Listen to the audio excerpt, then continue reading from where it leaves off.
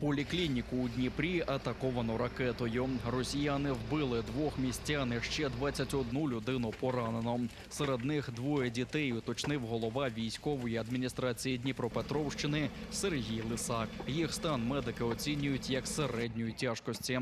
Також ушпиталили 11 дорослих, 2 з них важкі. Але жертв може бути більше, оскільки розбір завалів іще триває. Омбудсман Дмитро Лубінець додав, що 4 людей зникли безвісти.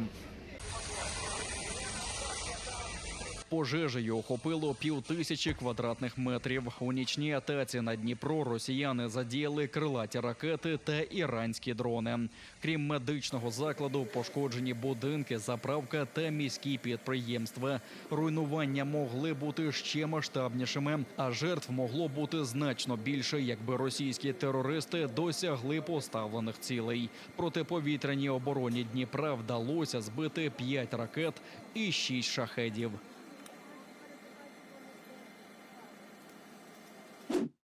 Зниклий Руслан Люманов повернувся додому. Як і припускалося, його викрадали окупанти з ФСБ. Як зазначив голова Меджлісу Рефат Чубаров, поки невідомо, що російські силовики вимагали від кримсько-татарського активіста. Хвала Всевишньому, я вийшов звідти. Зі мною, на щастя, усе в порядку. Я дякую громаді і нашому народу за підтримку. 1,5 доби про долю Руслана Люманова можна було лише здогадуватися. Під виглядом патрульної служби його автівку зупинили на об'їзній дорозі Сімферополя. Після цього дружина отримувала лише підозрілі повідомлення, що з її чоловіком нібито все гаразд. Як виявилося, весь цей час Руслана Люманова тримали в окупаційній управі ФСБ у Сімферополі. Ймовірно, чоловіка викрили через активну позицію, бо він часто підтримує бранців на незаконних судилищах і допомагає родинам політв'язнів, зокрема Нарімана Джеляла та братів Ахтемових, засуджених росіянами у фальшивій справі про диверсію.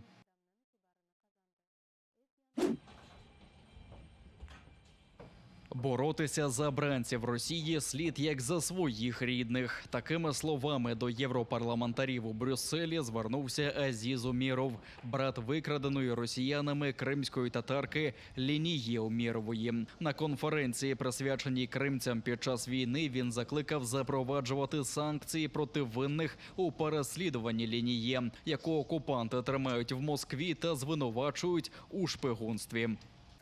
Я прошу вас сприйняти історію Лініє та сотень інших політв'язнів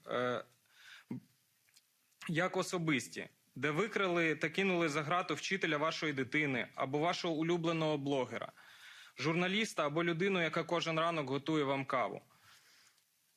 Де всі вони опинилися у неволі просто через те, що їх погляди є незручними для держави-терориста.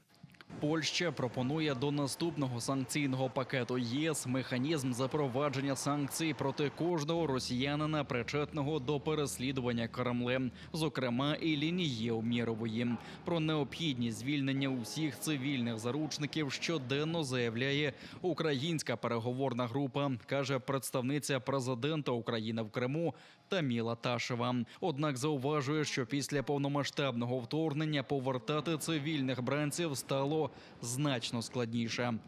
Військовополонених звільняти трошечки легше, а цивільних заручників набагато складніше. Але ми сподіваємося, що все ж таки і спільними зусиллями, за допомогою наших міжнародних партнерів, ми зможемо це зробити. Це непростий шлях, він не буде швидкий, ми це визнаємо. Але повірте, за кожною особою, яку ми повернули, стоїть така непроста робота і непроста комунікація, якщо це можна так сказати, з російською стороною. Ми показуємо, що ми можемо це робити і будемо робити це надалі. Наша задача – повернути всіх. Омбудсмен Дмитро Лубінець вважає необхідним внести Лінію Умєрову до офіційного списку політв'язнів.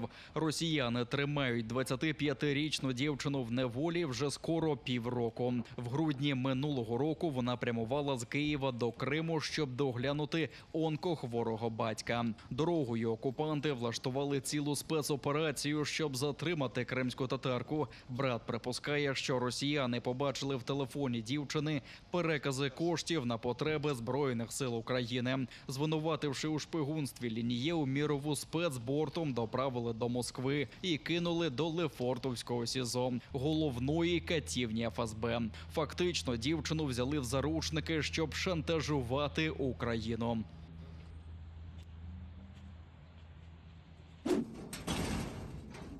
– 350 протоколів за дискредитацію російської армії склали окупанти у Криму. Принаймні стільки незаконних присудів зафіксували правозахисники з організації «Кримський процес» за 15 місяців повномасштабної війни. При цьому очевидна тенденція до посилення переслідувань за проукраїнські погляди. Якщо взимку росіяни покарали 65 кримчан, то за останні 3 місяці вже склали 103 протоколи. Здебільшого карають за дописи у мережі, де жителі Криму пишуть про воєнні злочини росіян чи незгоду з геноцидом українців. Штрафують та заарештовують за українські пісні, прокльони окупантам чи навіть за синьо-жовтий прапор у власній хаті. Вірний посіпака та помічник окупаційної влади у полюванні на противників Олександр Таліпов. Як належить стукачу, він повідомляє про кожен випадок непокори своїм господарям, а потім публікує персональні дані людей і розсилає погрози. За це, а також за відкриту зневагу до Кремли після звільнення Криму йому заброньовано нари. Бо прокуратура півострова розслідує розпалювання ним ще й міжнаціональної ворожнечі. Сергій Аксьонов побоюється, що російська армія не зможе утримати Крим. Тому окупаційний ватажок вербує найманців, намагається розпалити любов до Росії та усіляко запевняє у своїй лояльності Москві. Про це йдеться у щоденному звіті британської розвідки. Повідомляють, що основна частина російського гарнізону, 22-й армійський корпус, нині переважно дислокується за межами півострова і зазнає значних втрат. Раніше ми розповідали про створену Аксьоновим власну приватну військову компанію «Конвой», яка має зв'язки із найманцями Пригожина.